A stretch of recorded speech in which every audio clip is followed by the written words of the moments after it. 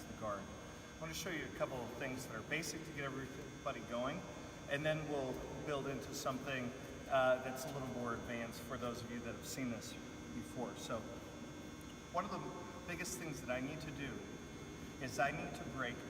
See how Matt has his feet locked behind me? I need to break that, okay? It's not easy, especially if someone has you in their guard and they have a really good guard. The simplest way to just start there is also the meanest way to do it, I think. And what I like to do is I like to grab one hand, use one hand, grab the belt if I can. I can grab the top part of the gi pants, but the belt is something that I prefer. And I like to grab a little part of the gi on one side. On the other side, I like to grab the top part of the gi pants. Now the grips are important. If I have my grips too far in the front, I can actually sit up and you can actually wrist lock me or get me in some arm bars because my arms are too far in. When I'm slightly on the side, I have a lot more play and flexibility. So pay very close attention to where your hands are. The other thing is, I want to use my elbow to apply some pressure for this first version, okay? One of the reasons why I'm applying pressure is I'm trying to get him to move his hips to the mat. Another reason is it hurts, and most people will they know what you want to do, and they will unlock their legs, and it kind of pushes them to unlocking their legs. This probably won't work with a more advanced person, but it should work in general, at least to get someone moving. So, I have my grips here, I take my elbow, and I want to put it right here on the thigh. So it's just a little proximal, or a little closer to the hips, you know, but not quite at the halfway point. So my elbow should be about right here, all right? And so I just push down. How did that feel? Yeah, it hurts. So you have nerves, you have blood vessels running right down here, and I want to push on that with my elbow.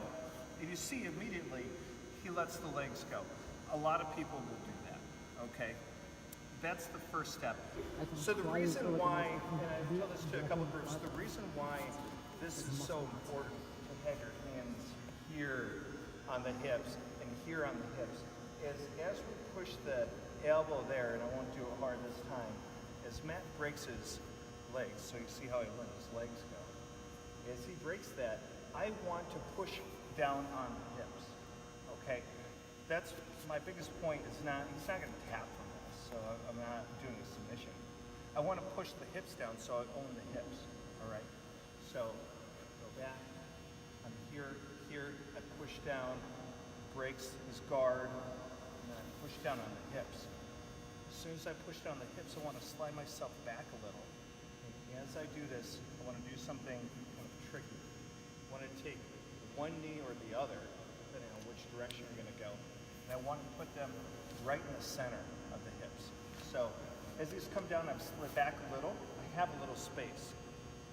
Now I want to move one knee over so it's in the center. It's lining up in the midline. I maintain that pressure on the hips. But now, Matt can't come back and re-guard me.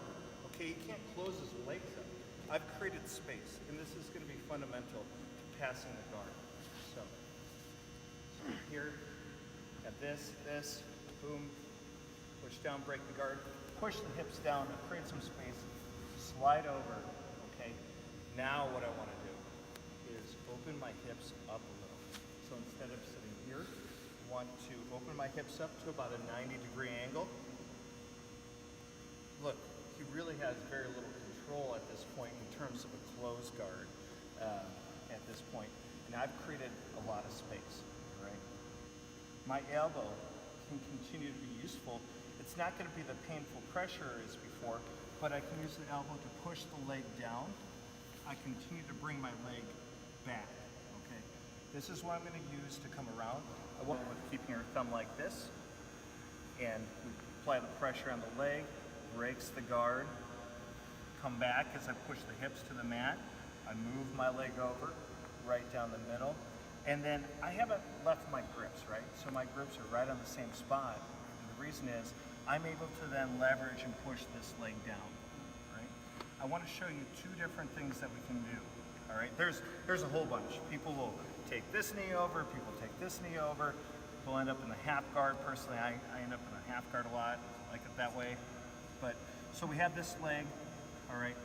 Now, I've opened my legs up to 90 degrees, I've pulled this back, and I can bring this leg up and over, all right. So I'm part way. Even if Matt reguards me, he only has one of the legs. And for the newer people, this is called a half guard. So he only has one of the legs. He can do things from there, and so can I. But as I have this, all right, and I come out, I can lift my legs up, slide my knee down. See, this leg is already free. I did the hard work. If his knee is there, I can push this across my body. I want to clear this, okay? As I come down, if possible, I want to what we call underhook. So I want to be under his arm. I can push on this leg, slide through, and now I've passed the guard. All right, I'm going to show that once more, then I'm going to show a second one for you. So we're here, push, break the guard, push the hips down, I slide, I'm at the midline, I'm opening this up, pushing the leg down, have my leg around, now, and then leave it unhooked for now. So I come here, bring my knee over. I don't allow a lot of space, right? I just want my knee to just come right up over the leg. Every time I allow space, I give him an opportunity to do something. Notice my hand. It's still in the same spot. I haven't left. Why is that? Well, Matt's gonna try to go under my arm, do all these other things. I don't want that. Keep my hand in. Slide in. Push the leg through. Okay. Second one. And this. Put the pressure. Hips down the ground and slide over. Start to open up. And Matt starts to stop me. Maybe he starts grabbing my collar. He does a whole bunch of things here. Come about this leg moves. So, he's stopping me from doing something. I don't want to sit there and fight this. But notice where my arms are. They're still right there.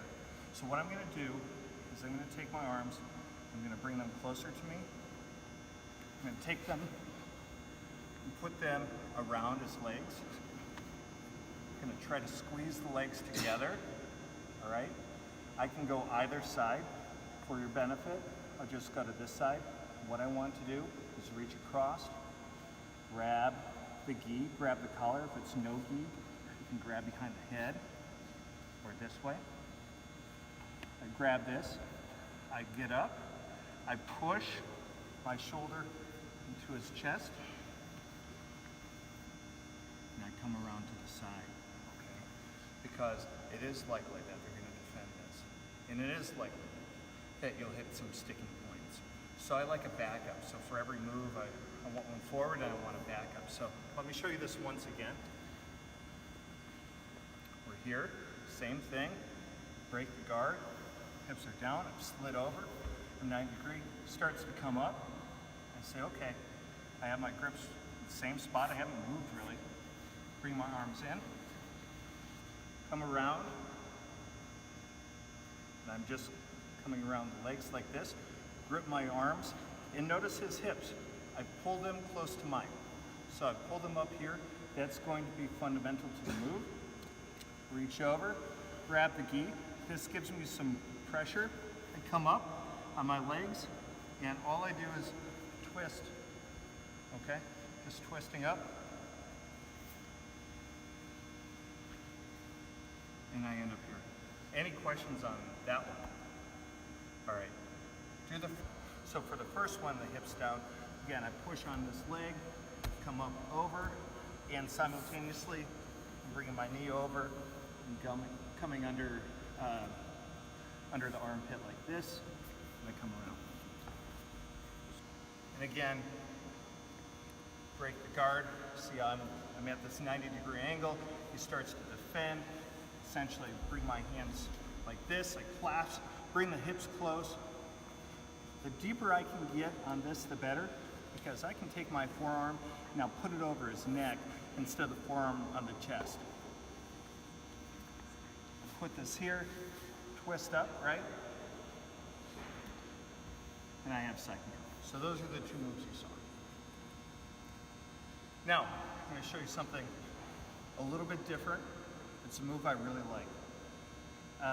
As we do this, your opponent is not going to just sit there, right? They're going to do stuff. And as I'm moving around, a lot of times I end up bringing my leg up here, all right? One of the classic ways of going here is that your opponent, person whose guard you're in, will grab right under the knee. This is a sweep. We'll cover sweeps a different day, but this is a classic sweep.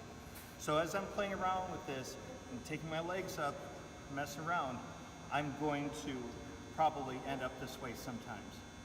So what do I want to do? I want to armbar him from here. So in order to armbar him, I'm going to take this leg, I'm going to pinch it, and I'm going to pull it back as far as possible. Okay? So now I have the arm trapped. Now in order to armbar, what I'm trying to do, especially for new people, my arm extends like this, 180 degrees normally. To armbar, I want to hyperextend it, so I want to bring the arm down. In order to do that, here, and I'll just let this go. In order to do that, I need a point of leverage that's right under the elbow, a little towards the shoulder is my leverage point. I come down, find the elbow, okay? So the other thing is I need to stop his body from moving. So I need some sort of weight on the shoulder. And what I'd like to do is take my hand like this, from under the arm, and I either put my head on the shoulder. Matt has long arms, so it's a little tougher. I'm going to borrow someone else with shorter arms to show you the normal thing, but if you're with someone with long arms, you'll have to use your head to put on the shoulder. You bring this arm in, and we want to pull up right on the elbow. Okay, so I'm here. I've just armbarred. Okay, just start to hyperextend that. All right, let me try that again. So as we're passing this guard, a lot of times as we're moving around, we end up this way, and most people that know some of the sweeps find this to be a great spot to sweep someone in. Look, I'm off balance and everything half the time when I'm here, but I turn it into an arm bar. So I want to clasp at the wrist. I want to pull the arm back as much as possible. The straighter I get the arm, right away, the less work I have to do. And so Matt has long arms. I put my head on the shoulder, put my hands underneath the arm, and by underneath the arm, I mean right under the elbow, I just pull up like this, okay? Real simple, you know. If you can put the blade of your arm on that, that will help. Right on the wrist, that will help. But the main thing is, you need to just pull up right at the side of the elbow. If you're towards the shoulder or towards the hand, even a little bit, it's not going to work. Okay? I can borrow someone.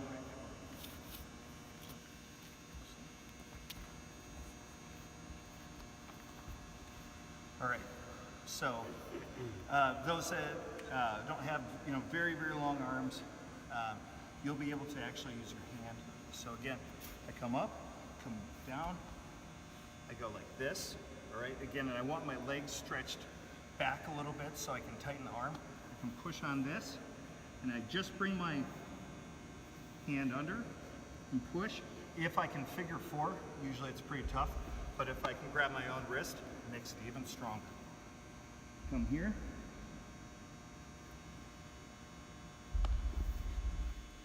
Push on the shoulder, and I have the wrist locked, and then I just push up on the elbow.